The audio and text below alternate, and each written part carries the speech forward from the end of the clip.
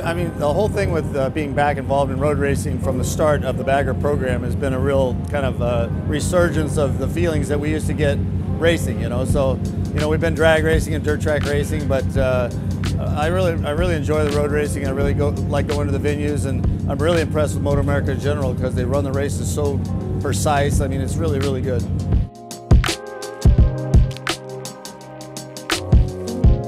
Well, if you'd have told us at Daytona that we'd come into the last race with a points lead with both bikes, we would have said, we'll take that, right? So, I mean, it's been a long season, but we've been really fortunate in a couple of races, and we're really happy with the way it is right now. But, I mean, today and tomorrow are going to be dogfights, so I'm looking forward to that. It's going to be a lot of fun, and the nice thing about it is the Harley-Davidson is going to win the championship.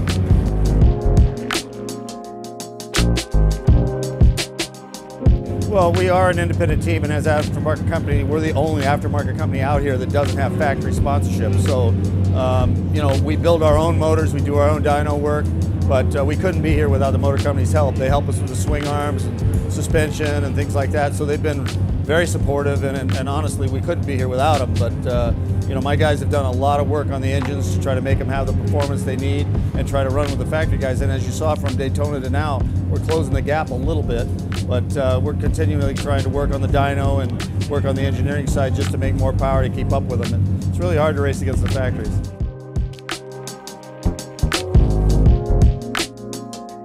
Yeah, you know, back in the 90s when we first got involved in the Harley-Davidson market, we had about 80 employees, and I think we got up to almost 700 when we got in the Harley market.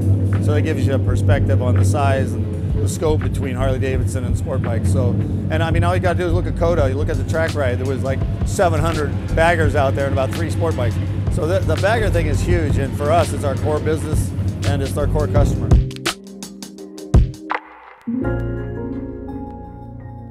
This entire class is really destined for some good stuff, but MotoAmerica has got to take us there. It's got to organize it. It's got to make it happen. It's got to make sure that the right steps are taken in the future. We've got to bring some of the bikes that are in the back up to the front. The Saddleman program this year has been, you know, outstanding, and we need more of those kind of teams in this class. Once we get that, this could really, really be a big deal. My hope is that someday we have a Super Bowl of baggers and all the OEs come and introduce their new models, and we have a whole aftermarket involvement and do a race at COTA or someplace where they could really support it. So this thing has absolutely no limits as far as where it can go.